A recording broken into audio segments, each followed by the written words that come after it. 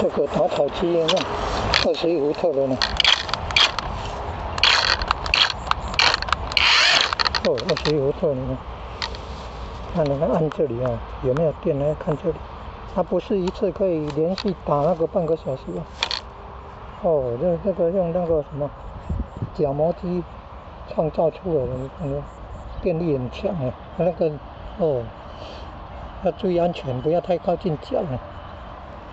太累的时候也不要弄。